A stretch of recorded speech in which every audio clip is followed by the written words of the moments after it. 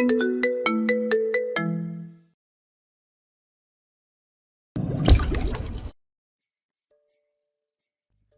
বাথরুমে হাগা যাবে না, যাই ক্লাবে গিয়ে নোংরা করে আসি। আফটার অল আই এম শুকনীল নিবিড়। একেবারে নিবিড়ের গলা কপি করে ব্যঙ্গ করে বলতে বলতে একটা ননস্টিক প্যান চুলায় দেয়।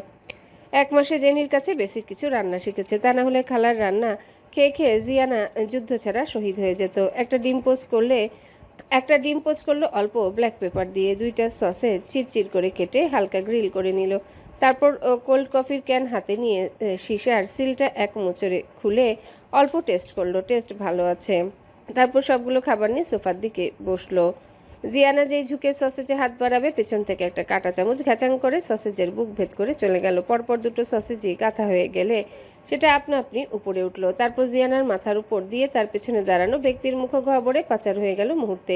জিয়ানার কাছে মনে হলো এটা মুখ না, ব্ল্যাক হোল। এত বড় বড় 2টা সসেজে 2টা কামড়, এত বড় বড় 2টা সসেজে 2 কামড়েই তামাম। তারপর কাঁটা চামচ দিয়ে আবারও ঘ্যাচাং করে ডিম অমলেটের কুসুমে বসিয়ে দিল। জিয়ানার মনে হলো ওইটা কুসুম না, তার অন্তরে গেঁথেছে। একই তরিকায় ডিমটা নেওয়ার সময় 1 ফোঁটা জিয়ানার গালে পড়ল। জিয়ানা একবার শুধু ব্লিঙ্ক করে। এর মাঝে রাক্ষসটা ডিম খেয়ে কফিতে হাত দেওয়া শেষ। জিয়ানা হাঁ করেছিল পুরা 2 মিনিট। তা 10 মিনিটে রেডি করা রান্না নিবিড় 2 মিনিটে খতম করে দিল। জিয়ানা দাঁড়িয়ে রাগে কিরমির করে প্রশ্ন করে, এটা কি হলো? একে তো কিডন্যাপ করেছেন, আবার খাবার ছিনতাই করেও খেয়ে ফেললেন। নিবিড় কফিতে চুমুক দিয়ে বলে, আমার ঘরে আমার খাবার আমাকে না বলে খাওয়া, তাহলে কে হলো ছিনতাইকারী? কিসের আপনার ঘর? বউ হই আমি আপনার, আপনার সব আমারও। ও আচ্ছা, তাহলে বউকে কি কিডন্যাপ করে? অজ্ঞান করে নিয়ে এসেছেন মানে কিডন্যাপই তো। অত কথা বুঝি না। যান আমার খাবার এনে দিন আমায়। আমার পেটে ইঁদুর দৌড়াচ্ছে, আর কফি আমার খাওয়া ছিল। আপনি আমার এটোটা খেয়েছেন। ভ্রু নাচিয়ে বলে জিয়ানা, ভাবখানা এমন যেন সে এক প্রকার জিতে গেছে। জামাইয়ের আগে বউয়ের খেতে নেই, তাহলে সংসারে অকল্যাণ হয়। যাও, ফ্রিজে আছে, আবার রেডি করে খেয়ে নাও। হাজব্যান্ড ওয়াইফ একে অপরকে খাওয়ায়, এটো আর এমন কি? বলেই মেন দরজার দিকে যায় নিবিড়। অপরদিকে এমন খোলামেলা কথায় জিয়ানার কান ঝিঝি করে উঠেছে। নিজেকে সামলিয়ে প্রশ্ন করে, ফালতু কথা আমার সামনে বলতে আসবেন না একদম। আমার ফোনটা দিন। আর একটা ঘড়িও নেই ঘরে। কয়টা বাজে? ফোন পাবা না আর, বাজে রাত 2:23।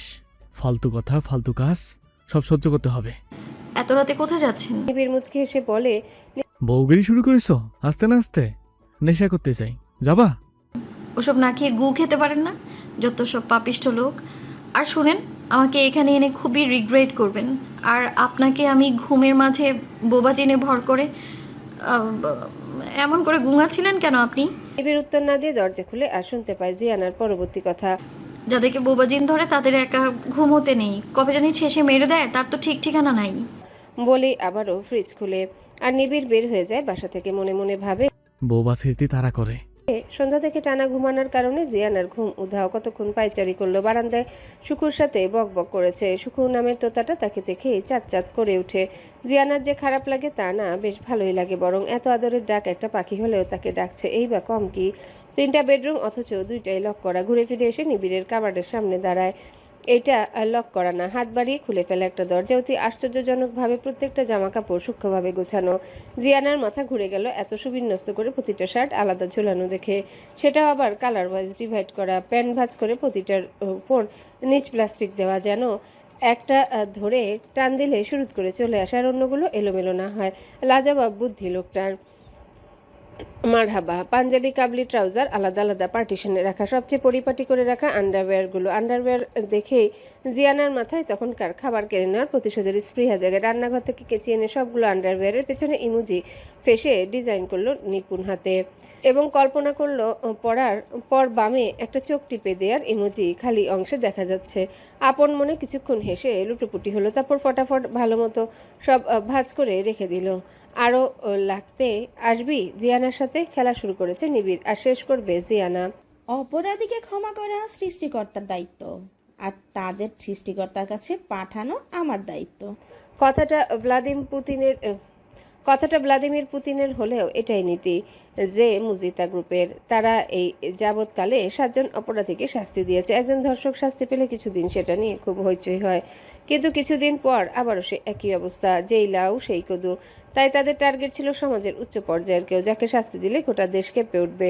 কিন্তু সেইভাবে টার্গেট পাচ্ছিল না। কলগার্ল হিসাবে বিভিন্ন পল্লীতে গিয়ে মাসিদের সাথে খাতির গড়েছে তামান্না, এবং একজনের সাথে কথায় কথায় জানতে পারে সে বড় লোকদের মেয়ে নয়, এর মাঝে রাজনৈতিক ব্যক্তি বেশি, আর বড় লোকের মেয়ে নিয়ে ঘুরতে যায়।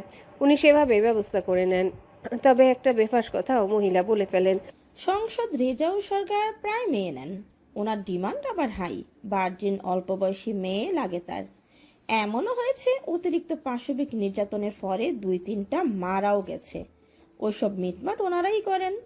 শিউরে উঠেছিল তামান্না, কি পরিমাণ হিংস্র আর ব্রুটালিটি এদের মাঝে আছে, অথচ এরা দেশ চালায়। ঘৃণা করে এদের, ছি। সেই মাসিকে বলে এসেছিল তামান্না অল্প বয়সী মেয়ে তার কাছেও আছে, লাগলে জানাতে। আজ হঠাৎ করে সেই মাসি ফোন দিয়ে মেয়ে চাইলে তামান্না জানায় মেয়ে নিয়ে সে পৌঁছে যাবে। তামান্না নর্মালভাবে সাজে, কিন্তু জেনিকে 2 বেনি করে স্কুলের মেয়েদের মতো মেকআপ আর কস্টিউমস পরায়। গলা একটা রূপার চেন, আর তাতে 2টো মাদুলি ঝুলানো। একটা মাদুলিতে গোপন ক্যামেরা সেট আপ করা। হাইট কম হওয়ায় জেনিকে সত্যি 16-17 বছরের মেয়ে দেখতে লাগছে। ফাইনাল চেক আপের সময় তামান্না আটকে বলল, সব ঠিকঠাক আছে না? ওদের কাছে উচ্চ সংবেদনশীল হার্ট সিকিউরিটি বডি স্ক্যানার আছে। যখন চেক করবি 2 হাত সোজা রাখবা। জেনি তামান্নাকে জড়িয়ে ধরে। তামান্নার রূপ সব মেয়েই চাইবে, কিন্তু তার এই জীবন কেউ চাইবে না। তার বর্তমান হাজবেন্ডের পারিবারিক সহায় সম্পদের কানাকড়িও তামান্নাকে দেয়নি। আগের ঘরের ছেলে মেয়েদের সব বন্টন করে দিয়েছে, এমনকি তামান্না যে গাড়ি দিয়ে চলাচল করতো সেটাও নিয়ে নিয়েছে। তামান্নার বর্তমান সম্পদ বলতে আড়ালে আবডালে কিছু লুকিয়ে রাখা জুয়েলারি, সেগুলো বিক্রি করে হয়তো কিছুদিন চলতে পারবে। জনমুখে একটা কথা আছে, অতি বড় ঘরণী পায় না ঘর, অতি বড় সুন্দরী পায় না বর। এই কথাটা যেন তামান্নার জন্যই প্রযোজ্য। তবুও ইদানিং সুস্থভাবে বেঁচে থাকার আশা করে। পরিবারহীন, সহায়, সম্বলহীন জীবনের সবচেয়ে কঠিন দিন পার করা মেয়েটা এখন বাঁচতে চায় সমাজসেবা করে। আগলে রাখতে চায় আত্মার সম্পর্কিত কিছু মানুষকে। দুইজনকে আবারও ভালোভাবে চেক করে, তারপর দুজনে বের হয়ে যায় জীবনের সবচেয়ে কঠিন যুদ্ধের উদ্দেশ্যে। পান্তাই হাসপাতাল, কুয়ালালামপুর, মালয়েশিয়া। স্থানীয় সময় রাত 2টা, আর বাংলাদেশ সময় রাত 12টা। মেহেদী হাসান অপেক্ষা একজন বাংলাদেশি ডাক্তারের, যিনি কর্মরত আছেন এই হাসপাতালে বহুদিন থেকে। আজ প্রায় 1 সপ্তাহ থেকে মেহেদী ওনার জন্য অপেক্ষা করছে। হার্ট শিডিউলের জন্য উনি একদম ফাঁকা নেই। আজ মেহেদী ভেবেছে সারা রাত বসে থাকবে, তবুও দেখা না করে এখান থেকে যাবে না। রাত 2টায় ভাগ্যই সহায় হলো মেহেদীর। ডাক্তার কালাম এহসান সরাসরি ওটি থেকে বের হয়ে মেহেদীর সাথে দেখা করতে এলেন ওয়েটিং রুমে। মেহেদী কোনো ভনিতায় গেল না। ডাক্তার প্লাস নিজের সময়েরও দাম আছে। এই গভীর রাতে কারো মন মেজাজ ভালো থাকে না। যদিও ভদ্রলোক চমৎকার হাসি মুখে কথা বলছেন। মেহেদী নিজের পরিচয় দিয়ে বলল, স্যার, আমি আসলে আমার বাবার ট্রিটমেন্টের রেকর্ডটার কপি নেওয়ার জন্য এসেছি। অবশ্যই এটা একটু যন্ত্রণাদায়ক হবে, cause 20 years have passed already. What a minute, খুব বেশি যন্ত্রণা না এই সফটওয়্যারের যুগে। বলেই উনি ওনার পিএকে কল করে ভেতরে আসতে বলেন। পিএ এলো হাতে বড় একটা ট্যাব নিয়ে। ডাক্তার তাকে মালয় ভাষায় কিছু নির্দেশনা দিলেন। পিএ নিজেও ট্যাব খুলে ডাক্তারের কথা অনুযায়ী কী সব চেক করলেন। তারপর ডাক্তার মেহেদীর দিকে ঘুরে বলল, আমরা আসলে 2বারের বেশি রেকর্ড দিতে পারি না। অথরিটির নিজস্ব রুলস রেগুলেশন আছে। একবার পেশেন্টের সাথে সকল টেস্ট ফাইনাল সহ যাবতীয় রেকর্ড দিয়ে দেওয়া হয়। তারপর কখনো যদি ইমার্জেন্সিতে ট্রিটমেন্টের প্রয়োজন লাগে সেই হিসাবে আমরা একবার দেই। ওইটা হারিয়ে গেলে নেক্সট টাইম আর দেওয়া হয় না। কসমেটিক সার্জারি আর প্লাস্টিক সার্জারির ক্ষেত্রে পুলিশ ভেরিফিকেশনের একটা ব্যাপার থাকে না, সেফটির জন্য 3য়বার দেওয়ার অনুমতি নেই, দুঃখিত। বলেই উঠে পড়লেন ডাক্তার। মেহেদীও দাঁড়িয়ে জিজ্ঞাসা করল, 2বার উঠানো হয়েছে এটা? আসলে আমি জানতাম না। এমনকি বাসা থেকে ট্রিটমেন্টের কথা শুনে ভেবেছিলাম যেহেতু মালয়েশিয়া এসেছে তাই রিপোর্টগুলো নিয়েই যাই। আপনার সময় নষ্ট করার জন্য দুঃখিত। At the same time I am very ambassador, sir. It's okay ইয়াংম্যান। রেকর্ড অনুযায়ী আপনার কোনো ভাই বছর 3 আগে সকল রেকর্ড সফট কপি নিয়ে গেছে। আপনার পিতার ট্রিটমেন্টের জন্য আবেদন করেছিল, পরে সেটা ইন্ডিয়াতে করবে বলে আমাদের কাছে অনেক অনুরোধ প্লাস পুলিশ ভেরিফিকেশন দিয়ে নিয়ে যাই। মেহেদী বের হয়ে হাসপাতাল থেকে। কেউ তো তার আগে চলেছে। মেহেদী 2Gতে স্লো আগাচ্ছে, আর অন্যদিকে কেউ 5Gতে সুপার ফাস্ট। ছেলে পরিচয় এসেছে তাহলে নিশ্চয়ই রাফিন, না হলে নিবিড়। রাতের নিকষ কালো অন্ধকার জানান দিচ্ছে তার তীব্রতা সর্বোচ্চ এবং একই সাথে এরপর থেকে ক্ষয়তে শুরু করবে সেই অন্ধকার। তীব্র কষ্টের পরে প্রশান্তিকর সুখের মতো দিনের আলো উকিঝুঁকি মারবে অরুণের আগমনের ফলে। সকল অন্ধকার দূরীভূত হয়ে আসবে স্বস্তির রশ্মি, কিন্তু কারো জীবনে এই রশ্মি দেখার ভাগ্য হবে না। কেউ কেউ জানবে না নতুন সূর্য উদিত হয়েছে ধরণীতে, কারো কারো জীবনে পেন্ডুলাম থেমে গেছে তিমিরে। অন্ধকারে নিবিড় তার সম্পূর্ণ নকশাটায় হাত দিয়েছে বহুদিন পর। জিয়ানা এই নকশাটা খুঁজতে এসেছিল এই সিক্রেট রুমে। মেয়েটা নিবিড়ের চিন্তার চেয়ে বুদ্ধিমতী, তবে বেশি কঠিন বুদ্ধি হওয়ায় সহজ জিনিস চোখে পড়েনি। বর্ষপঞ্জিকার মতো টানানো ছিল নকশাটা। কমপ্লিট করে সবার প্রথমে জিনিয়াকেই দিবে, 1/3 বাকি আছে শুধু, তাহলেই শেষ হবে। কিন্তু নানা ব্যস্ততায় হাতও দিতে পারে না। সম্পূর্ণ মনোযোগ এখন স্কেচিংয়ে। তখন ঘর কাঁপিয়ে ভাইব্রেট করে ফোনে কল এলো। রাতের শেষ প্রহরে চলে, তাই এই সময় ফোনগুলোই কখনোই সুখকর হয় না। এমার্জেন্সি কল হবে ভেবে ফোন রিসিভ করে এবং চেহারা থমথমে হয়ে গেল পর মুহূর্তেই। ফোন রেখে ঘর ঘর করতে করতে অনমনীয় ও মই এক কোণা থেকে এক টান দিয়ে এনে দেয়ালে হেলান দেয়। তারপর সেটা বেয়ে উপরে উঠে লোহার দরজা খুলে বের হয়ে আসে সিক্রেট রুম থেকে ক্লাবের রুমটাতে। উপর থেকে বোঝা যায় না এটা একটা লোহার দরজা, কারণ ফ্লোরে সেম শেপে টাইলস লাগানো। খোলার জন্যে বৃদ্ধা আঙ্গুল দিয়ে 2বার চাপ দিলে অল্প সরে যায়। সেখানে নিবিড়ের ফিঙ্গারপ্রিন্ট লক লাগানো। সকাল হয়ে এলো অথচ এক একটা এখনও আড্ডা মেরে যাচ্ছে দেখে নিবিড়ের মেজাজ সপ্তম আকাশে উঠে যায়। গর্জে উঠে বলল, এখানে আড্ডা মারা হচ্ছে? হ্যাঁ, পাশে ক্যাক করে লাথি মারবো, সব আড্ডা ছুটে যাবে। নালায়কের দল। আকাশকে কনুই দিয়ে খোঁচা মেরে সজল ফিসফিসিয়ে জিজ্ঞাসা করলো। ভাই ক্যাক করে কেমন লাথি মারে? আকাশ দাঁড়িয়ে পা দিয়ে একটা লাথি দিয়ে বলে, এমনি এই যে লাত্তি খায়াতি ক্যাট করে উঠলি, এটাকে বলে ক্যাট করে মারা, বুঝলি? নিবিড়ে গিয়ে সে আকাশের মাথায় চাটি মেরে এক সাইডে ডেকে এনে বলে, তুই আর রনি পিক আপ করে হুইপারের বাংলোতে যাবি। একটা মেয়ের লাশ দেবে, সেটা নিয়ে রেল লাইনে ফেলে আসবি আলো ফুটার আগে। আর হ্যাঁ, গৌতমের ক্যামেরা সব রেকর্ড করবি। মাস্ক পরে থাকবি দুজনেই। নিবিড়ের বলতে দেরি, আকাশের দৌড়াতে দেরি নেই, আলো ফুটে যাবে যে কোনো মুহূর্তে। পাশে ফিরে দেখে মুক্কু নেশে টাল হয়ে কাত হয়ে শুয়ে আছে। নিবিড় পা দিয়ে ঠেলে সম্পূর্ণ ফেলে দেয় ফ্লোরে। তারপর ডেকে জিজ্ঞাসা করে, এই যে কচু বনের কালাচাঁদ, খুব তো বউ করলি। ঠিকই তো বউ ছেড়ে ক্লাব এসে হারাম গেলছিস। মুক্কুর ফ্লোরে পড়ে ঘুম ছুটে যায়। ধরফড়িয়ে উঠে জিজ্ঞাসা করে, জেনে চলে আসছে? চোখ মেলে নিবিড়কে আর আশেপাশে তাকিয়ে দেখে হতাশ হয়ে ফ্লোর মাথা ঠেকিয়ে আবারও বলে, ভাই আপনাকে চ্যালেঞ্জ করা ভুল হয়েছে। আপনার অভিশাপ লাগছে আমার। খুদাই কইছিলাম বাসর করে বাচ্চা অর্ডার দিয়ে তবেই ক্লাবে আসবো, কিন্তু আমি বাচ্চা তো দূরে থাক, অ্যাপসই ডাউনলোড করতে পারি নাই। নিবিড় কড়া গলায় শাসিয়ে বলে, কয় প্যাক গিলছিস হারামজাদা?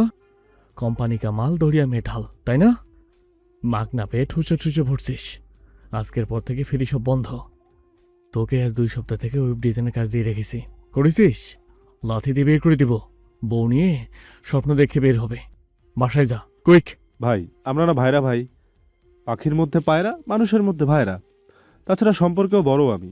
লাথির জায়গায় চট দিয়েন, মান সম্মান কম যাবে।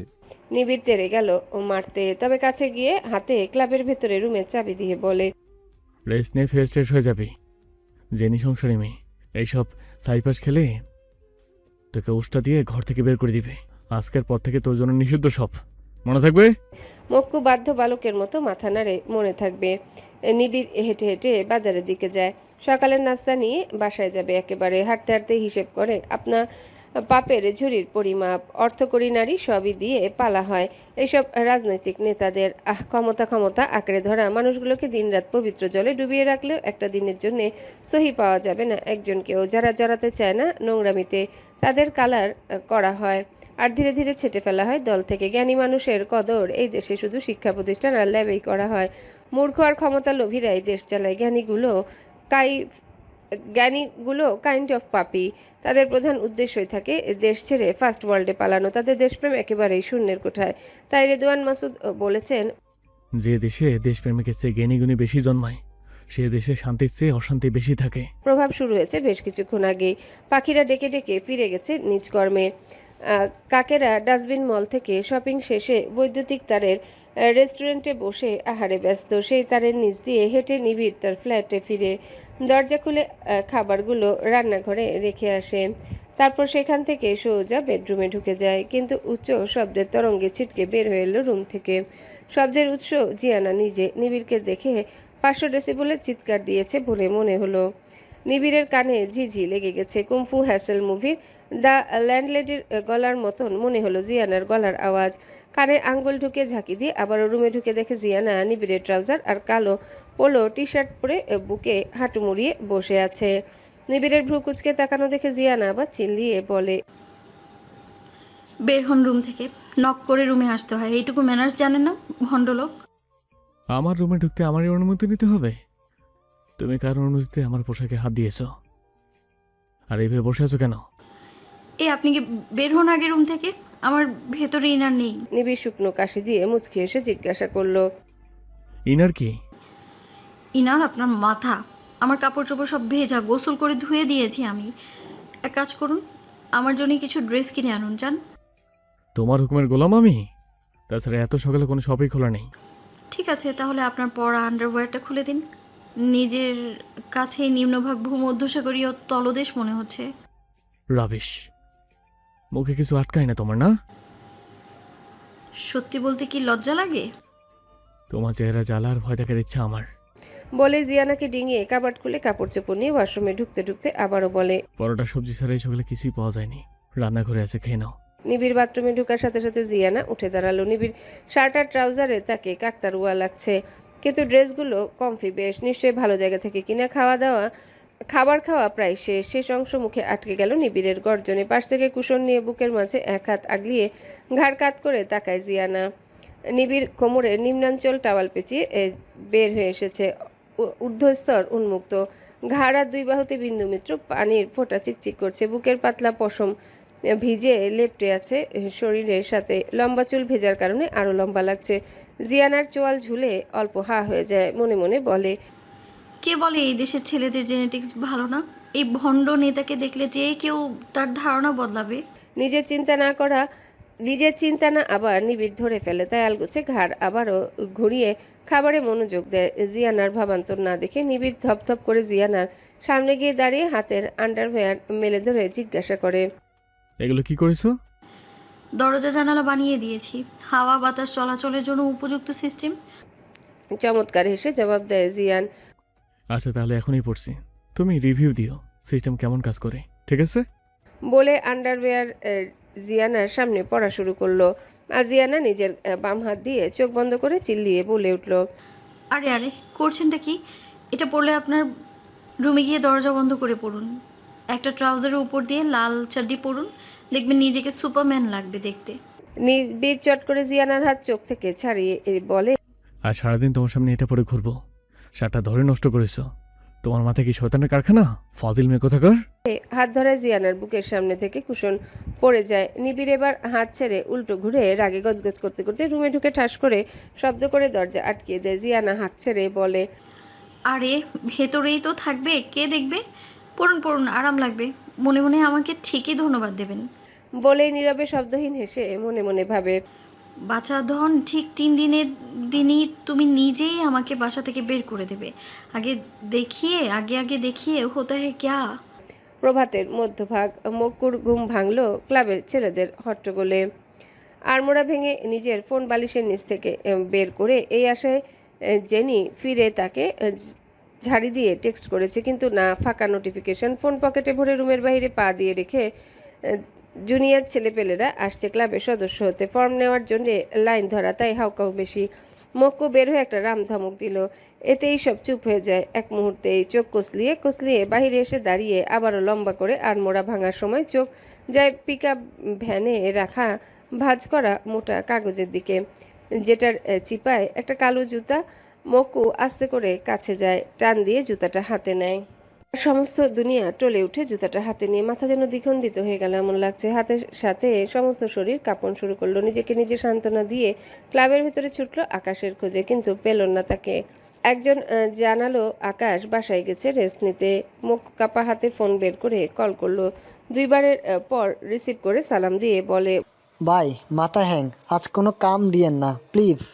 মকুর কণ্ঠ ভার হয়ে আছে, যেন একটা শব্দের ওজন 1 কেজি পরিমাণ। তবুও বুকের আর মস্তিষ্কের মারাত্মক প্রদাহ নিয়ে বহু কষ্টে জিজ্ঞাসা করলো।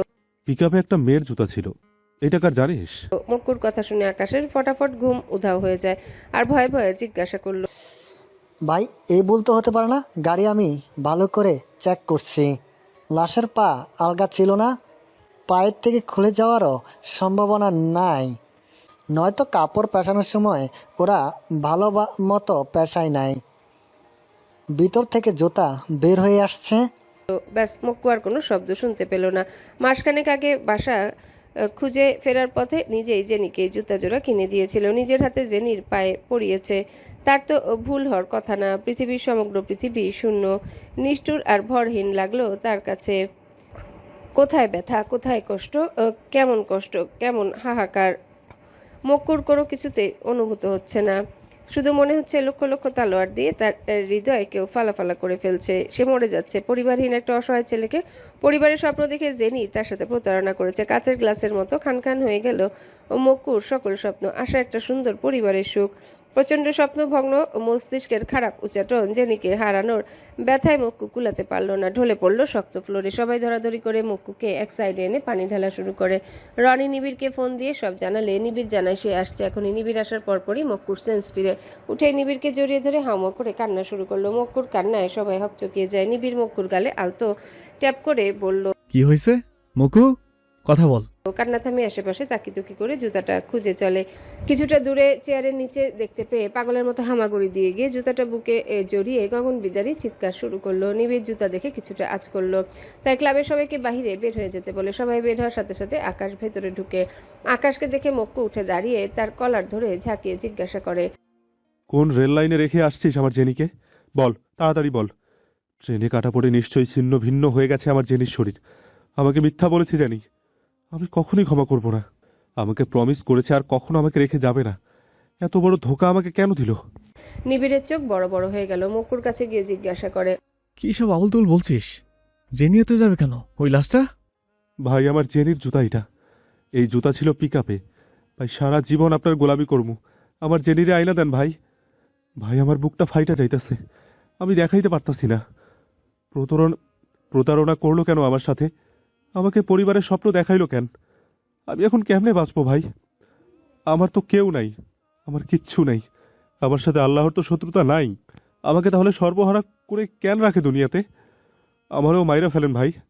বলে নিবিড়ের 2 হাত নিজের গলায় চেপে ধরে। নিবিড় গলা ছাড়িয়ে মক্কুকে জড়িয়ে ধরে বলে, শান্ত হ ভাই, আগে নিশ্চিত হই জেনি হই পরে বাংলাতে কেন যাবে। বলতে পারলো না কিছু একটা মনে পড়াতে। তবুও মক্কুকে সান্ত্বনা দেওয়ার জন্য বলে, চুপ কর, সবাই সন্দেহ করবে। আমি দেখছি ওটা জেনি কিনা। আপনি তো জানেন না ভাই, কাল রাতে আমাকে মিথ্যা বলে বের হয়ে গেছে তামান্নার সাথে। তাদের লাস্ট অপারেশন ছিল।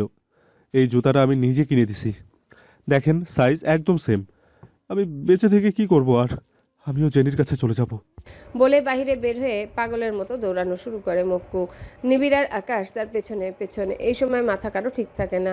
মানুষ অতিরিক্ত কষ্টের সময় যে কোনো অ্যাক্সিডেন্ট সত্যি সত্যি করে ফেলতে পারে। কষ্টের কোনো সংজ্ঞা নেই। কারো কষ্ট অন্য কেউ ভাগ করে নিতে পারে না। যার কষ্ট তার ভিতরের আগুনের আঁচ অন্য কেউ বুঝতে পারে না। কষ্টের মুহূর্তগুলোর অনুভূতি বোঝানো যায় না। কিছু কষ্ট মৃত্যু সম। স্বীয় মৃত্যুতে অতটা কষ্ট পাওয়া যাবে না হয়তো যতটা কষ্ট হয় আত্মার কেউ চলে গেলে। এখন নয়, আর কখনোই নয়, বুঝলি আকাশ? সময় হয়ে গেছে মাথা ছাড়িতে উঠে বসার। বলে আরো বাইকের গতি বাড়ায় নিবিড়। আকাশ পেছন থেকে বলে, ভাই আপনি যেটা ভালো মনে করবেন, তবে সামনে তো সব রতি মহারতি, দাদার সামনে আমরা নাদান বাচ্চা। আর একটা দিন এদের সঙ্গ দেওয়া মানে একটা বড় পাপের সঙ্গে ভাগিদার হওয়া। আমি নিজের সাথে রাজনীতিতে জড়লেও এখন আর নিজের স্বার্থ ধরে রাখতে পারছি না। যে ব্যক্তি কোনো জালিমের পক্ষ নেয় তাকে সহ্য করবে, সে যতক্ষণ পর্যন্ত তা থেকে বেরিয়ে না হয় আল্লাহ তাকে ছেড়ে দেয় না। তিরমিজি হাদিস নং 1285। এছাড়াও অনেক হাদিস এসেছে, যারা জালিমদের পক্ষ নিয়ে চুপ করে থাকে কিংবা অন্যায় প্রতিবাদ করে না, হাসরের দিনে তাদের অবস্থানও হবে জালিমদের সাথেই। ভাই তাহলে তো আমরা মেলা অপরাধ করে ফেলছি, আল্লাহ কি আমাদের মাফ করবেন? আল্লাহর দয়ার তুলনায় আমাদের পাপ অতি নগণ্য। পরকালের হিসাব তো আছেই। দুনিয়াতে প্রতিটা পাপের কাপড়া দিতে হবে। সমুদ্র ভাই না মরলে তো আপনি টার্গেটে পৌঁছে যেতেন ভাই। ওটা খুঁজে না পাইয়া আগে কি লারাটা দেওয়া ঠিক হবে? এতদিনের পরিশ্রম আপনার। বাইকের স্পিডের কারণে আকাশের কথা সামনে থেকে তেমন বোঝা যাচ্ছে না, তাই নিবিড় শুধু হুঁ হাতে উত্তর দিল। কাছাকাছি রেল লাইনে এসে নিবিড় তাকিতুকি করে দেখে মক্কু রেল লাইন ধরে এখনো উন্মাদের মতো হেঁটে চলছে। ক্লাব থেকে বের হয়ে বড় রাস্তায় এসে নিবিড়দের সামনে একটা লোকাল বাসে উঠে পড়ে মক্কু। তাই নিবিড় আবার ক্লাবে গিয়ে বাইক নিয়ে বের হয়, আর সবচেয়ে কাছে রেল লাইনে চলে আসে এক প্রকার অনুমানের ভিত্তিতেই। পেছন থেকে নিবিড় মক্কু বলে ডাক দিল। নিবিড়ের ডাকে মক্কু পায়ের গতি বাড়ায়। বুকে এখনো সে এক পাটি জুতা আগলিয়ে রেখেছে। রাজনৈতিক ক্যারিয়ারে নিবিড়ের পক্ষে সবচেয়ে বেশি মার খেয়েছে মক্কু আর বদি মাঝে মধ্যেই পোল্টি মারলেও মক্কু ছিল নিবিড়ের একনিষ্ঠ ভক্ত। মার খেয়ে হাসপাতালে ভর্তি হয়েও দাঁত বের করে হেসে হেসে বলতো, ভাই যা মায়ের খাইছি তার চেয়ে দ্বিগুণ দিতে পারছি, এটাই শান্তি। অথচ এই ছেলে আজ কেমন এলোমেলো, স্বপ্ন ভাঙাচ্ছে কি তবে বড় কষ্ট আর দ্বিতীয়টি নেই? কই, নিবিড়ের তো স্বপ্নই নেই। নিবিড়ের তবে কেন এত কষ্ট? আশা নেই, ভরসা নেই, কারোর প্রতি কোনো দায় নেই, তবুও কেন হৃদয় প্রকোষ্ঠে এত জ্বালাও পোড়াও? কেন একটা রাত আজ পর্যন্ত শান্তিতে ঘুম হলো না? নিবিড়ের চিন্তার ছেদ ঘটে মক্কুর মুখ থুবড়ে পড়া দেখে। পাথরের রেল লাইনে পড়ে কপাল ফাটলো, গড়িয়ে পড়লো চকচকে গরম তরল কয়েক ফোঁটা। পোড়াটাকে ধাতব্যে রাখলো না, আবারও উঠে সম্মুখে আগাতে লাগলো। দুই পাশে জায়গা নেই বিধায় নিবিড়দেরও বাইক রেখে পায়ে হেঁটে আসা লেগেছে। তখনই নিবিড়ের পকেটের ফোন বিপ বিপ করে ভাইব্রেট হলো। ফোন রিসিভ করেই মুখ চকচকে হয়ে উঠল তার। ফোন কেটে গমগমে গলায় উচ্ছ্বসিত হয়ে হাঁক ছেড়ে বলে, মোসাদ্দিক রে, তোর বউ রাত থেকে তোর ফ্ল্যাটের তালা দেওয়া দরজার সামনে বসে আছে, আর তুই এখানে কারনাকার জুতে নিয়ে পাগলামি করছিস। মক্কুর পা যুগল থেমে গেল, সাথে সাথেই মুহূর্তেই পেছনে ফিরে আবারও ছুট লাগালো। নিবিড়ের কাছে আসায় বাইকের চাবি আকাশের কাছে দিয়ে বলে, যা পৌঁছে দিয়ে আয়। লিভিং অর্গানিজম যেন ঠিকঠাক কাজ করে, তাই জিয়ানা নাস্তা করার পর পুরো সকাল ঘুমিয়ে কাটালো। বিছানায় শুয়ে কেমন জানি নিবিড় নিবিড় গন্ধ লেগেছে। ঘুম এত দ্রুত এলো জিয়ানা আধো ঘুমে বিড়বিড় করে, কাবলিওয়ালার গায়ের গন্ধ, মনে হচ্ছে আমার জন্য স্লিপিং টনিক। 4 ঘন্টা ঘুমিয়ে এখন তার ব্রেন পুরোপুরি তৈরি নিবিড়কে হেনস্থা করতে। তবে ইতিবাচক হেনস্থা করবে মনে মনে সিদ্ধান্ত নেয়। তখন নিশ্চিত ফুটো করা চাড্ডি পরে বের হয়েছে তাড়াহুড়ো করে। আহা, ব্লিঙ্ক করা এক চোখ, আরেক চোখ খোলা, আর মুখের ফাঁকে ডার্ক ব্রাউন পুটু উকি ঝুঁকি দিচ্ছে। ভাবতেই বিছানায় জিয়ানা একচোট হেসে গড়াগড়ি খেলো। উঠে আড়মোড়া ভেঙে টাওয়েল গলায় ঝুলিয়ে বারান্দায় গেল। কোত্থেকে একটা চড়ুই উড়ে এসে বারান্দার গ্রিলের উপরের দিকে বসলো। ছটফট করতে করতে আবারও উড়ে চলে গেল। জিয়ানা যদি কাউকে হিংসে হয় সেটা কেবল প্রকৃতিকে। এই যে চড়ুই, ছোট একটা পাখি, বিন্দাস জীবন, ফুরুত ফুরুত করে সারা দুনিয়া চষে বেড়ায়। একেই বলে আসলে স্বাধীনতা, বাঁধনহারা জীবন। কিছু পল অমুখ হয়ে সেদিকে তাকিয়ে থাকে জিয়ানা। পাশেই কিছু নড়াচড়া টের পেল। ঘাড় ঘুরিয়ে দেখে তোতা মিয়া জিয়ানাকে দেখে 2বার গলা নামিয়ে আওড়ালো, চাঁদ চাঁদ। জিয়ানা খাঁচার কাছে গিয়ে তর্জনী আঙ্গুল দিয়ে ইশারা করে জিজ্ঞাসা করে, কে চাঁদ? এনিহাও তুই আমায় চাঁদ ডাকিস না তো? তোতাটা আওড়ায় সুখ সুখ। দূর বজ্জাত টিয়া পাখি, চুপ থাক। তুই ঠিক মতো বলতে পারিস না। সুখ না বল, ভণ্ড নেতা। ভ ন ড নয়কার নে তয়কার তা বল। সুখু সুখু। মুরুক্ষ তোতা, তোকে উচিত শিক্ষা দেবো কিভাবে জানিস? এই খাঁচায় একটা সুন্দরী মহিলা তোতা এনে রাখবো, যে তোকে একেবারেই পাত্তা দেবে না। ওয়েট, তুই নিজে কি পুরুষ? তোদের চেক কিভাবে করে রে? এত পালক কোথায় কি আছে, হু নোজ? মাথা উপর নিচ করে তোতা জিয়ানার কাছের অংশে একটা শিকল কামড়ে ধরে। জিয়ানার নজর যায় উপরের বারান্দায়। মিরাল আর চোখে জিয়ানার দিকেই তাকিয়ে। জিয়ানার দিকেই তাকিয়ে জিয়ানা মিরালকে হাই দিল, কিন্তু বেচারি মুখচোরা হয়ে বারান্দা থেকে চলে যেতে নিলে জিয়ানা আবার হাঁক ছেড়ে ডেকে আটকায়। মিরাল, কি অবস্থা তোমার? তুমি তো আগের চেয়েও আরো সুন্দরী হয়েছো, গ্লো করছো একেবারে। মেয়েদের কুপকাত করার মোক্ষম অস্ত্র হচ্ছে রূপের আর রান্নার প্রশংসা করা। যে যত বড় শত্রুই ভাবুক, নিয়মিত রূপের প্রশংসা করলে কিচ্ছা খতম। যেন তেন প্রশংসা না, খুঁটে খুঁটে চেহারা পর্যবেক্ষণ করে চোখ নাক ঠোঁট চুলের প্রশংসা করলে 3 দিনে পরম শত্রু আত্মার বন্ধু হয়ে যাবে। জিয়ানা এসব চামে চিকনে অ্যাপ্লাই করে দেয়। এই মেয়েটা তাকে প্রতিদ্বন্দ্বী ভাবে, কিন্তু বর্তমানে একমাত্র এই মিরালই তার কথা বন্ধু হতে পারে। জিয়ানার টোপে কাজ হলো। মিরাল আবার সুইং চেয়ারে বসে, কিন্তু কথা বলল না। জিয়ানা নিজে আগ বাড়িয়ে ডেকে জিজ্ঞাসা করলো তার মায়ের কথা, লেখাপড়া কেমন চলছে, হাবিজাবি। তারপর মিরালের ফোনে একটা কল আসে। Ringtone Korean pop star brand অ্যাস্ট্রোর একটা গান ক্যান্ডি সুগার পপ বেজে ওঠে। বাইরে থেকে অন্য কেউ শুনলে আগা মাথা কিচ্ছু বুঝবে না। এই জেনারেশন ছাড়া অন্যরা রীতিমতো হাসি ঠাট্টা করতো। তামান্নার কল্যাণে জিয়ানা টুকটাক কে পপ জেনেছে। এই জেনারেশনের অধিকাংশ মেয়েরা কোরিয়ান পপ স্টারদের জন্য ক্রেজি। যাক, একটা দুর্বলতা পাওয়া গেছে ভেবে জিয়ানা মনে মনে হাসে। ফোনটা কেটে মিরাল এখনো আর চোখে জিয়ানাকে দেখে চলেছে। জিয়ানা আবারও জিজ্ঞাসা করলো, তুমি এস্ট্রোর ফ্যান? মিরাল মাথা নাড়ায়। জিয়ানা আবারও জিজ্ঞাসা করে, ওদের কি ফ্যান বেজের আলাদা নাম আছে? আরোহা? ওয়াও, মানে কি? তুমি কাকে বেশি পছন্দ করো? লাভ চা ইউন ও। জিয়ানা বাপের জন্মে এমন নাম শুনে নাই, তবুও মাথা নাড়িয়ে বলে। ওয়াও, আমারও খুব ভালো লাগে। মিরাল উৎসাহিত হয়ে জিজ্ঞাসা করলো, ওপ্পার ড্রামা দেখেছো?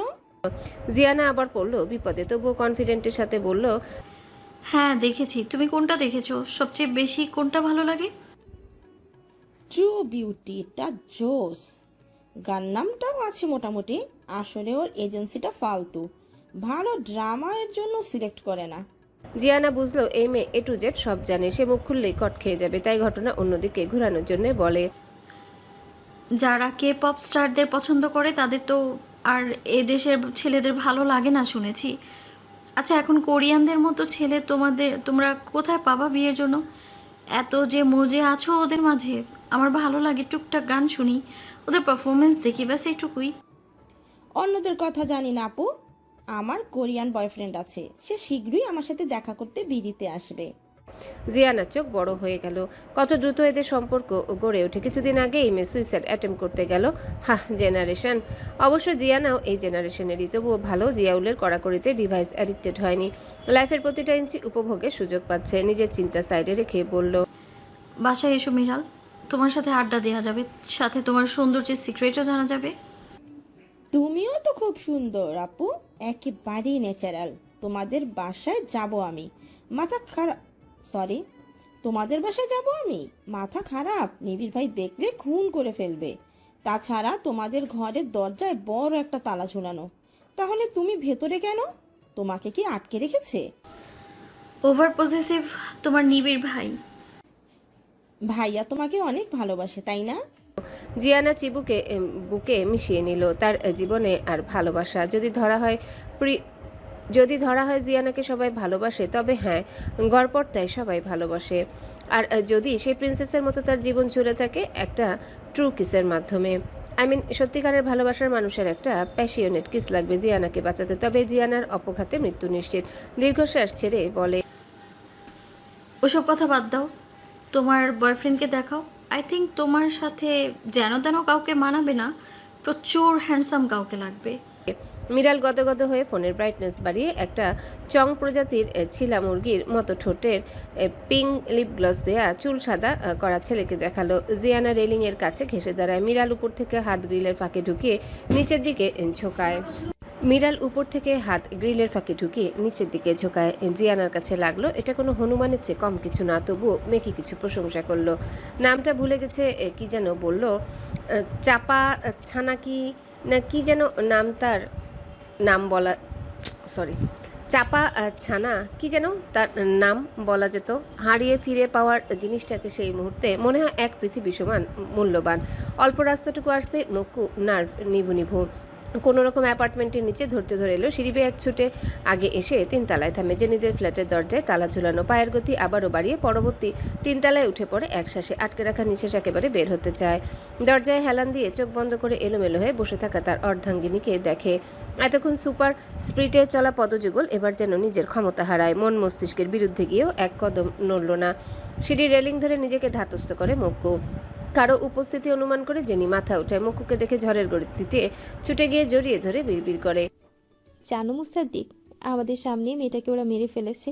আমাদের করার মতো কিচ্ছু ছিল না মুসাদ্দিক।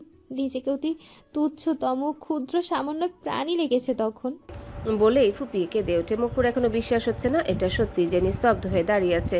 মোসাদ্দিকের নিস্তব্ধতা দেখে জেনি মাথা উঠিয়ে আতকে ওঠে। হাত বাড়িয়ে কপাল ছুঁয়ে বলে, আপনি ঠিক আছেন মুসাদ্দিক? কি হয়েছে আপনার? এত ব্যথা কিভাবে পেলেন? জেনির হাত অনুসরণ করে মক্কুর এবার বোধ হলো কিছু একটা হয়েছে, সেখানে চিনচিনে ব্যথাও করছে। তবে এটাও বুঝতে পারলো মনের ব্যথার কাছে শরীরের ব্যথা কিচ্ছু না। তাই তো এতক্ষণ অনুভূতই হয়নি কপালের ব্যথাটা। মনের ব্যথা, শরীরের ব্যথা, সকল ব্যথা এক সাইডে সরে এবার জেকে ধরলো একরাশ অভিমান। জেনিকে ছাড়িয়ে পকেট থেকে চাবি বের করে বিনা বাক্যে তালা খুলে ঘরে ঢুকে গেল। পেছন পেছন জেনি বলতে বলতে ঢুকে, আর যাব না, প্রমিস। বিশ্বাস করুন মুসাদ্দিক, আপনাকে কষ্ট দেওয়ার জন্য দুঃখিত। কপালে ট্রিটমেন্ট করতে হবে, অনেকটুকু লেগেছে। কি হলো? এই মক্কু পাত্তাই দিল না, টাওয়েল নিয়ে সোজা বাথরুমে ঢুকে যায়। জেনি বুঝলো বাবুর কঠিন রাগ হয়েছে। শপিং মলে গিয়ে নিবিড়ের নাকানি চুবানি অবস্থা।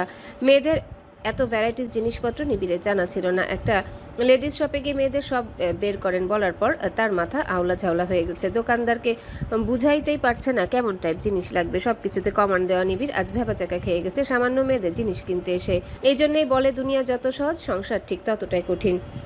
শেষে বাধ্য হয়ে মৌসুমীকে ফোন দিয়ে দোকানদারকে ধরিয়ে দেয়। মৌসুমীর ইনস্ট্রাকশন অনুযায়ী দোকানদার সব দিলে নিবিড় বলে সবকিছু 5টা করে দিতে। জিয়ানার জন্য কেনাকাটা করে নিজের জন্য নিল কয়েকটা আন্ডারওয়্যার। বজ্জাত মেয়েটা সবগুলোই নষ্ট করেছে। ভাগ্যিস রাগ আসে না তার উপর ঠিকঠাক, তা না হলে কানের নিচে কয়েকটা চটকানা দিলে সকল বাদরামি হরহর করে ছুটে যেত। শপিং শেষে লাঞ্চ নিয়ে যাত্রা করে বাড়ির অভিমুখে। আজকাল নিবিড়ের ভালো পিছুটান হয়েছে। খাবারের চিন্তা, পোশাকের চিন্তা, এমনকি এটাও ক্ষণে ক্ষণে মনে হয় একা বাসায় কি করছে উদ্ভট মেয়েটা। নিবিড়ের হেনস্থা করতে গিয়ে নিজেই না কোনো বিপত্তি ঘটায়। শপিং মলের নিচের একটা দোকানের সামনে থামলো। Digital electronic shop. বাইরে এসে হয়তো চিন্তা করাচ্ছে লক্ষ্য রাখা ভালো, পাগলটা সবসময় কি করে। এটার জন্য সবচেয়ে ভালো পদ্ধতি ক্লোজ সার্কিট টেলিভিশন, সিসিটিভি। চমৎকার বিনোদনের সাথে খেয়াল রাখা হবে, এতে মনের খোরাকও মিটবে 100%। বিচ্ছেদের দুঃখে প্রেমের বেগ বাড়িয়া যায় রবি ঠাকুর। তবে জেনি আর মুক্কুর বেগ মনে হয় 4 গুণ বেড়েছে, যদিও সেই বেগ মুক্কু নিজের মাঝে ঠেসে ঠুসে চেপে রেখেছে।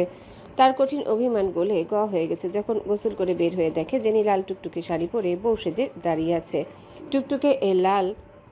টুকটুকে লাল এই বউটা মুক্কুর নিজের। ভাবতে মনের আনাচে কানাচে কোন্দল শুরু হলো। মন ময়ূরী পেখম মেলে প্যাক প্যাক করে গান গাওয়া ধরলো। মস্তিষ্কে নিউরনে লাল নীল বাতি জ্বলে উঠলো। সারা জীবন নিজের বলতে কিছু না পাওয়া মুক্কুর জন্য এই তো 7 রাজার ধন। লাল শাড়িতে জেনির শরীর থেকে যেন আভা বেরোচ্ছে। তাই তো বিভিন্ন কবি সাহিত্যিক শাড়ি পরা রমণীকে বলেছেন পুরুষের চরিত্র ধ্বংসের কারণ। চোখ ঝলসে যাওয়ার মতো রূপনী এই মেয়েকে মুক্কুর বউ হতে কে বলেছে? অসহ্য যন্ত্রণায় যখন মুক্কুর না বিশ্বাস, সেটা আরো বাড়ি দিয়ে জেনি শাড়ির আঁচল ভাঁজ করে কোমরে গুজে ফেললো। মুক্কু চোখ বন্ধ করে ফেললো সাথে সাথে। ব্লাউজ আর কোমরে নিচ পর্যন্ত ফাঁকা বক্র কোমর, যেন সাক্ষাৎ মরণবান। দেখবে না এই ছলনাময়ীকে। বিয়ের পর মুক্কু বউয়ের প্রতি উচ্চাটন দেখে নিবিড় বারবার সাবধান করেছে, বলেছে সেই বিখ্যাত গল্পটি। এক লোক প্রচণ্ড শীতের মাঝে পাতলা পোশাকে হেঁটে যাচ্ছিল। অন্য একজন তাকে এত হালকা পোশাকে দেখে অবাক হয়ে জিজ্ঞাসা করে, তোমার ঠান্ডা লাগে না? এত হালকা পোশাকে কিভাবে বেঁচে আছো? জবাবে লোকটি বলে, পরক্ষণে লোকটির খুব করুণা হলো। দুঃখী লোকটিকে বাইরে 2 মিনিট দাঁড়াতে বলে ঘরের ভিতরে গরম কাপড় আনতে যায়। ঘরে ঢুকে লোকটি অন্য কাজে ব্যস্ত হয়ে বাইরের অভাবী লোকটার কথা ভুলে যায়। সকালে যখন মনে পড়ে তারা করে বের হয়ে দেখে বরফে জমে অভাবী লোকটা মারা গেছে। এতকাল সে হালকা পোশাকে দিব্যি বেঁচে থাকলেও যে কেউ তাকে গরম কাপড়ের প্রলোভন দেখিয়ে তেমনি তার শরীর আর মন লড়াই করা ছেড়ে দিয়েছে, আর ফলাফল মৃত্যু। এই গল্পটা তোর জন্য শিক্ষণীয় দিক হচ্ছে নিজের যে আচরণগত অভ্যাসটা সেটা যদি কারো উপর ভরসা করে বদলে ফেলিস তখন জীবনে কঠিনভাবে ধোঁকা দিলে আর দাঁড়াতে পারবি না। যে অপরের উপরে যত বেশি আশা করে তার মানসিক শক্তি তত কমে যায়। ঠিক মুক্কুর আর এত বেশি স্বপ্ন দেখবে না। জানে আজ সকালে যে কোনো মুহূর্তে উড়ে যেতে পারত, শুধু যদি একটা ট্রেন সেই সময়ে পাস করত। মুক্কুর চোখ বন্ধ দেখে জেনি এগিয়ে গিয়ে হাত ধরে টেনে নেতিয়ে যাওয়া ফুলের বিছানায় বসায়। নিজেও সামনে বসে এক হাতে থুতনি ধরে আরেক হাতে কপালে ব্যথার জায়গায় আলতো স্পর্শে ছুঁয়ে দেখে। মুক্কুর চোখ খুলে গেল দেখে টকটকে লাল ঠোঁট গোল হয়ে শীতল বাতাস দিচ্ছে তার কপালে। সেই ঠোঁট নিজের জায়গায় এগিয়ে প্রশ্ন করে, অনেকটা লেগেছে, চলছে নিশ্চয়ই। চলুন ফার্মেসিতে গিয়ে ওষুধ লাগিয়ে আসি, না হলে আরও ব্যথা বাড়বে। মুক্কুর কিছুক্ষণ আগে সকল পণ মাঠে মারা যায়। নেশাগ্রস্তের মতো মাথা আওলা ঝাওলা হয়ে 2 হাতে জেনির উন্মুক্ত কোমর আঁকড়ে ধরে টান দিয়ে নিজের কোলে বসে জিজ্ঞাসা করে, আমার ব্যক্তিগত ফার্মেসি থাকতে কোন দুঃখে পাবলিকে যাব? খিলখিল করে হেসে উঠে জেনি এবং মুক্কুর ঘোর লাগা দৃষ্টিতে তাকিয়ে থেকে ভাবে সেই কথা। পুরুষের জন্য সবচেয়ে বড় সাফল্য হচ্ছে নিজের ব্যক্তিগত নারীর প্রাণ খোলা হাসিমুখ। জেনি মক্কুর কোলে বসায় বেশ উপরে উঠে গেছে। মক্কুর মাথা জেনির বক্ষদেশ বরাবর, সেখানে মক্কু নিজের আহত কপালখানা ঠেকিয়ে প্রশ্ন করে, তোমার জুতা অন্য মেয়ের কাছে কিভাবে এলো? জেনি কিছুটা অবাক হয়ে প্রশ্ন করে, আপনি কিভাবে জানলেন? প্রশ্নটা আমি আগে করেছি। অভিমান এখনো সম্পূর্ণ কাটেনি, এটা জেনির বোঝা হয়ে গেছে, তাই এই সোজাসুজি উত্তর দিল, আমাদের কাল প্ল্যান ছিল হুইপ রেজাউল সরকারকে খতম করার, সেভাবেই আমরা বের হই। কিন্তু মাঝপথে কিছু নেশাগ্রস্ত বখাটেদের পাল্লায় পড়ি, তাদের সাইজ করতে আমাদের দেরি হয়ে যায়, আর আমরা পৌঁছে দেখি অন্য একটা বাচ্চা মেয়ে তারা জোগাড় করে ফেলেছে। একেবারেই যে দুস্থ অসহায় একটা মেয়ে ধরে এনেছে সেটা মেয়েটার বাহিক বেশভূষায় বুঝতে পারি, পায়ে জুতা পর্যন্ত ছিল না। কান্নারত মেয়েটাকে যখন আমাদের সামনে দিয়ে টেনে হিসড়ে নিয়ে যাচ্ছিল, আমি আপনাকে বোঝাতে পারবো না মুসাদ্দিক আমার কেমন লেগেছে। মেয়েটা আমার হাত টেনে ধরে আকুতি ভরা দৃষ্টিতে তাকিয়েছিল জানেন। কোথাও সে হয়তো ভরসা করেছিল আমার উপর, কিন্তু আমরা নিরুপায় ছিলাম। আমাদের ধারণার চেয়েও বেশি সিকিউরিটি প্লাস গেটের কাছে জার্মান শেফার্ড ছিল 4টা। মেয়েটার খালি পা দেখে আমি আমার জুতাটা দিয়ে চলে আসি, অপেক্ষা করি বাহিরে কিছুক্ষণ। বিশ্বাস করবেন না, বাহিরেও মেয়েটার আর্তনাদ ভেসে আসছিল। একসময় যখন আর্তনাদ থেমে যায় আমরা বুঝি আরও একটা প্রাণ ক্ষমতায় পিষ্ট হয়েছে।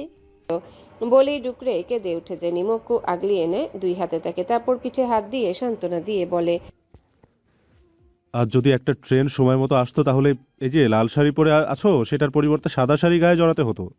জেনি নিজের মাথা মক্কুর কাঁধ থেকে উঠিয়ে চোখ ভরা জল নিয়ে জিজ্ঞাসা দৃষ্টিতে তাকানো দেখে মক্কু আবারও বলে, আমি তোমার জুতা পেয়ে ভেবেছি মৃত্যু মেয়েটা তুমি, তারপর নিজের জীবনের প্রতি মায়া চলে যায়, তাই সোজা রেল লাইনে মাথা দিতে চলে গিয়েছিলাম।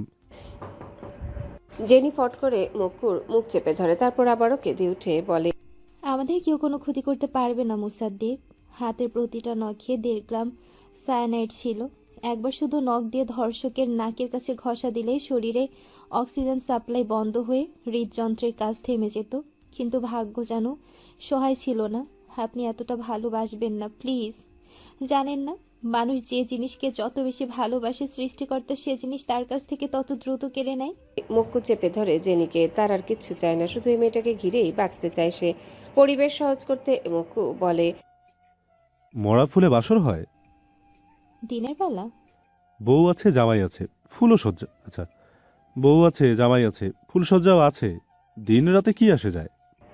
বলেই 1 সেকেন্ড দেরি করল না নিজের অধিকার কিংবা হক আদায় করার প্রসেসিং শুরু করতে।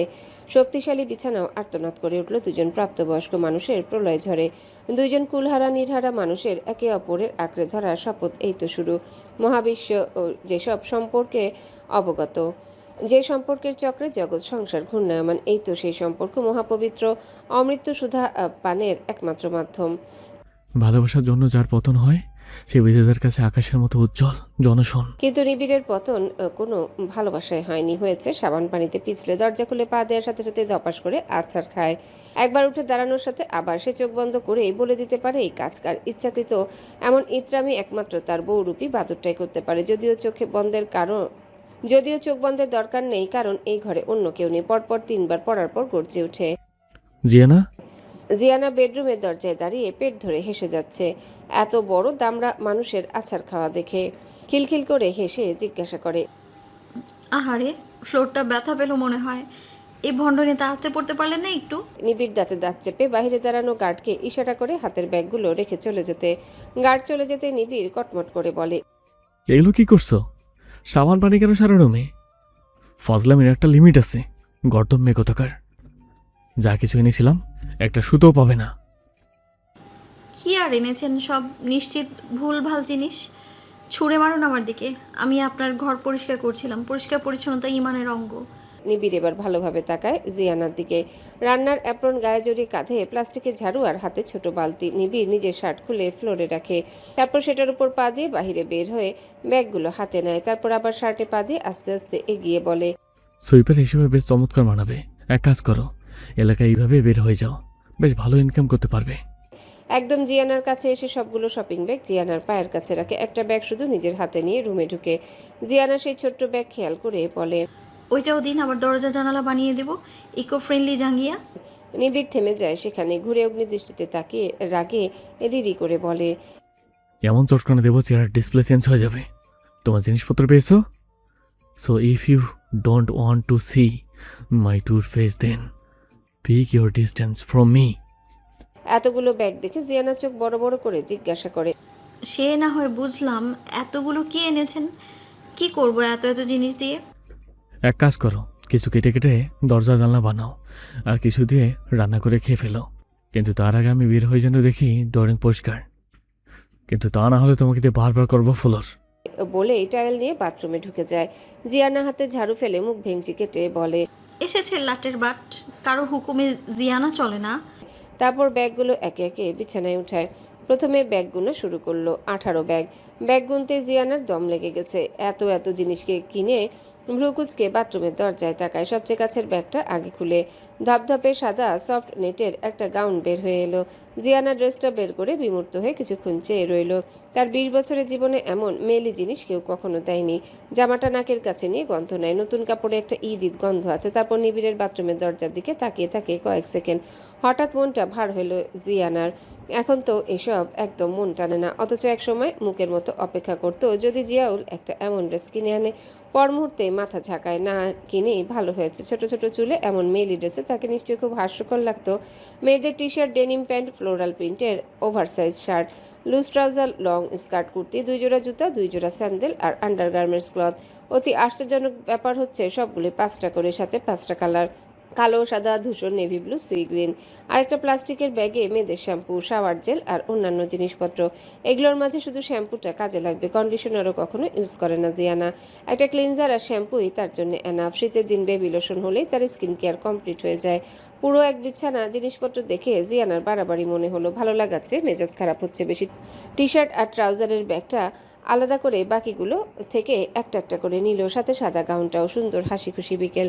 গাছগাছালিতে ঘেরা বাড়ির ছাদে আচার শুকাতে দিয়ে পাশে বসে আছে এক বৃদ্ধা। আর একটু পরপর হাসি খুশি এক তরুণী কোত্থেকে এসে ছো মেরে আচার নিয়ে দৌড়ে চলে যাচ্ছে। খিলখিলিয়ে হেসে ওঠে সেই তরুণীর হাসিতে সারা বাড়ি ঝলমল করে ওঠে।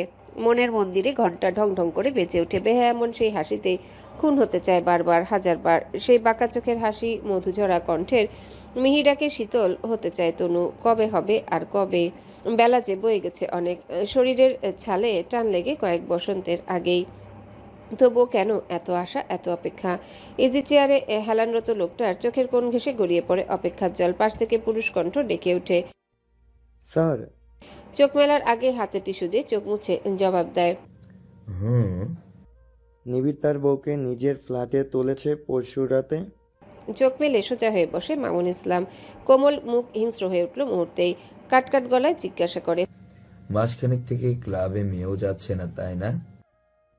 জি স্যার, তবে মাসখানেক থেকে না, 4 মাস থেকে। সমুদ্র খুন হওয়ার পর থেকেই। আরেকটা খারাপ খবর আছে। আর কি খারাপ খবর আশরাফ?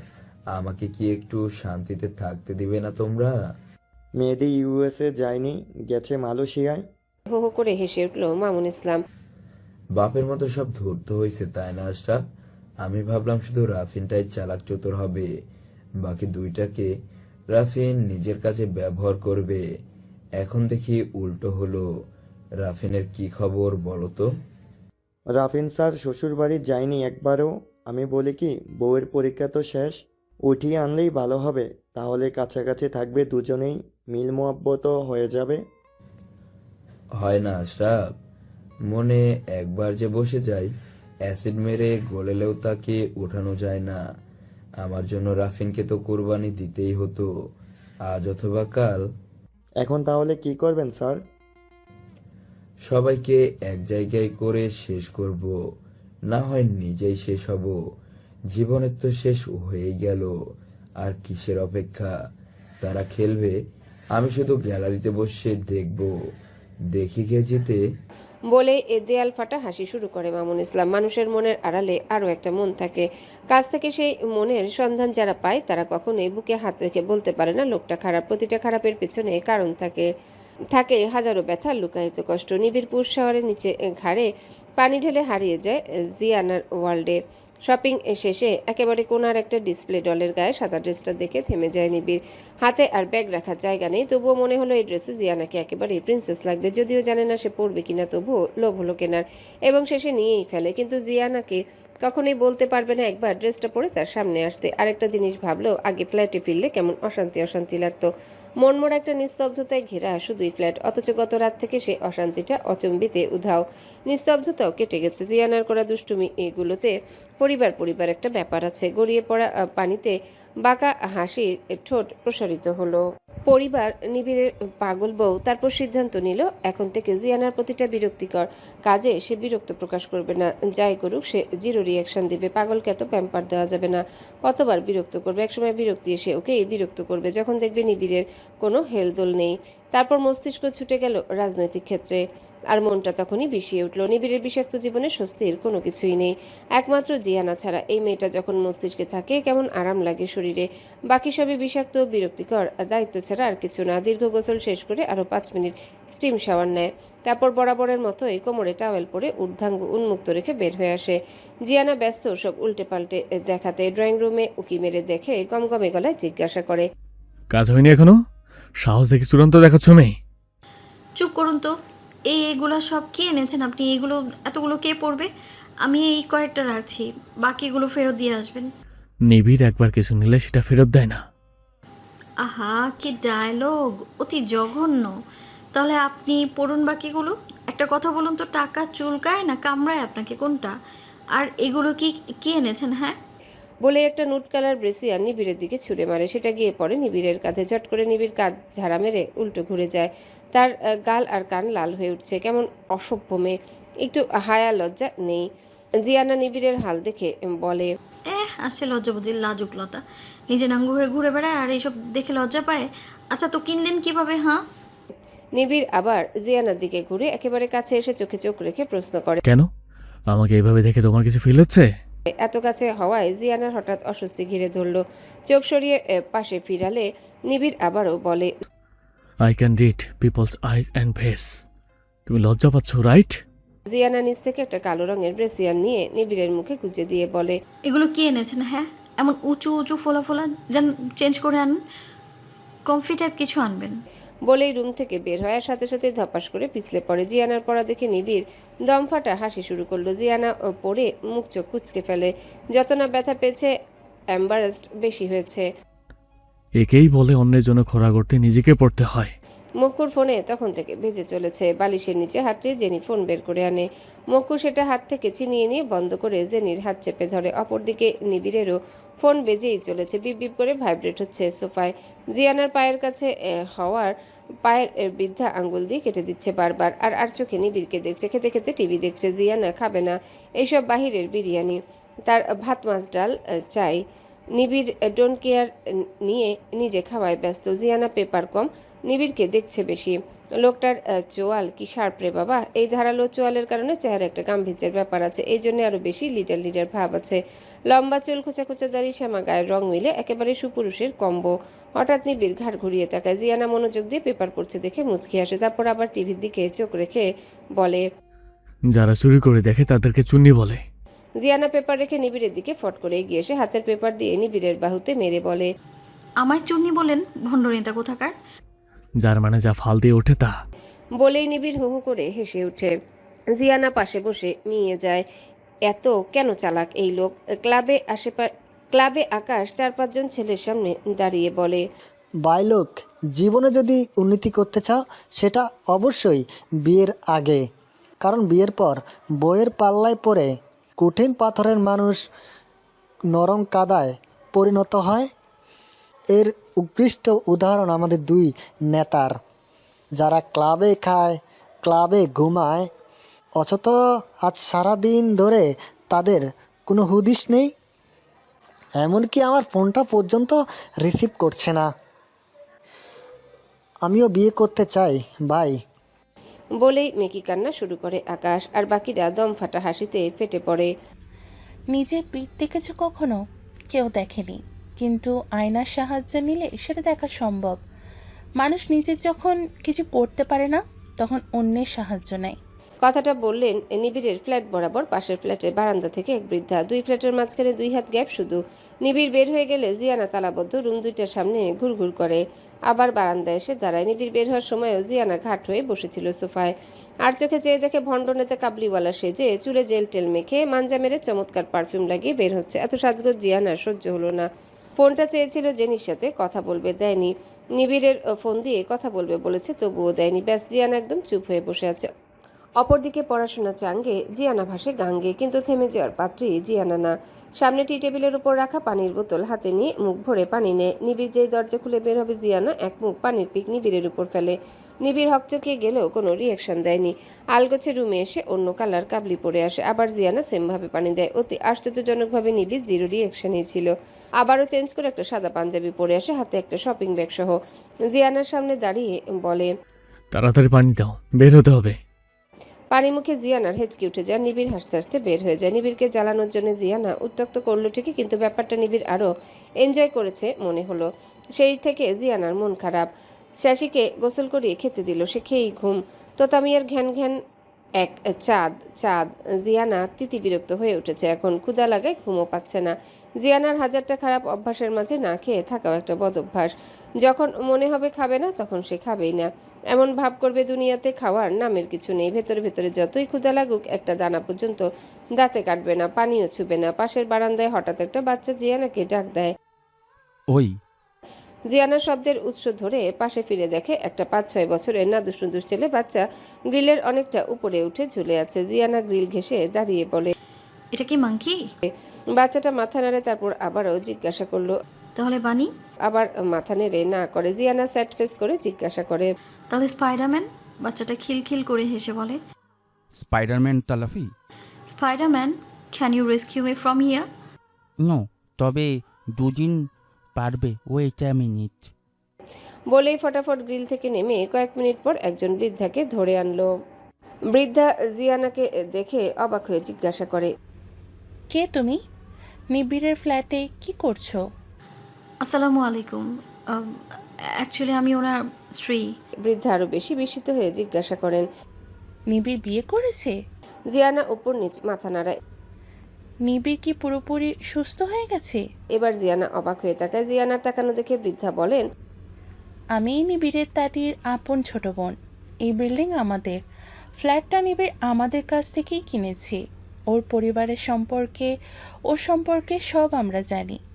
জিয়ানার থুতনি বুকে নেমে এলো। সত্যি বলতে জিয়ানা নিজেই কিছু জানে না, টুকটাক ছাড়া। কখনো আগ্রহ আসেনি তেমন। তবে বিয়ের পর থেকে নিবিড়কে নিয়ে মাথা না ঘামালেও ভাবনা অটো চলে আসতো। কিন্তু একদিন এক রাত থেকে নিবিড়ের সাথে জিয়ানা টানা ছিল। নিবিড়কে একেবারে সুস্থ স্বাভাবিক লেগেছে। আগের দিন রাতে ওই বন্ধ রুম থেকে গোঙানির শব্দ ছাড়া সব নর্মাল ছিল। জিয়ানাকে চুপ করে থাকতে দেখে বৃদ্ধা বললেন, তোমাদের মাঝে স্বামী স্ত্রীর সম্পর্ক হয়নি, তাই না? জিয়ানার এবার প্রচন্ড বিরক্ত লাগলো। একজন অপরিচিত মানুষ হয়ে এইভাবে কেউ প্রশ্ন করাটা প্রচুর ব্যাড ম্যানার্স। তাছাড়া নিজেদের ব্যক্তিগত বিষয়ে যতই পরিচিত কিংবা কাছের মানুষ হোক, বলা উচিত না। বৃদ্ধা বুঝলো মনে হয় জিয়ানার বিরক্তের কথা, তাই আবারও জিজ্ঞাসা করে, বিরক্ত হইও না, তোমার সুবিধার জন্যই জিজ্ঞাসা করেছিলাম। আসলে আমাদের স্বাভাবিক বিয়ে না তো, একে অপরকে চিনিও না ঠিক মতো। আর আমি কাল রাতেই এসেছি। বলে জিয়ানা চলে আসবে বলে ঘুরলে বৃদ্ধা পেছন ডেকে বলে, শোনো মেয়ে, কি নাম তোমার? জিয়ানা হক। জিয়ানা, শোনো, নিবিড়ের চাইল্ডহুড ট্রমা আছে। ও প্রায় 3 বছর কোমায় ছিল। কোমা থেকে ফিরেও অনেক মাস একটা সিঙ্গেল কথাও বলেনি। ওকে ঘুমের ওষুধ দিয়ে ঘুম পাড়াতে হয়েছে অনেক দিন। কোনো মানুষ, বিশেষ করে শাড়ি পরা কোনো মেয়ে মানুষকে দেখলে উম্মাদের মতো ব্যবহার করত। ওদের পুরাতন নূর ম্যানশন আর আমাদের বাড়ি পাশাপাশি ছিল। জিয়ানার এবার আগ্রহ হয়। উনি তাহলে নিবিড় সম্পর্কে অনেক কিছুই জানেন, তাই জিজ্ঞাসা করে, কিন্তু এখনও একেবারেই সুস্থ, এসব কিছু নেই। তোমাকে দেখেই বুঝতে পেরেছি তুমি কিছু জানো না। আর তোমার পোশাক আশাকের জন্য তুমি হয়তো নিবিড়ের পার্থক্য ধরতে পারোনি। অবশ্য সেসব অনেক বছর আগের কথা, এতদিনই সুস্থ হলেও হতে পারে। কি হয়েছিল আমি আসলে ডিটেলস জানি না, টুকটাক জানি। বৃদ্ধা পাশ থেকে একটা প্লাস্টিকের টুল টেনে এনে বসলেন। উনি গল্প করতে বেশ আগ্রহী দেখে বোঝা যাচ্ছে। তারপর বলা শুরু করলো, নিবিড়ের গলায় একটা লম্বা কাটা দাগ আছে, দেখেছো?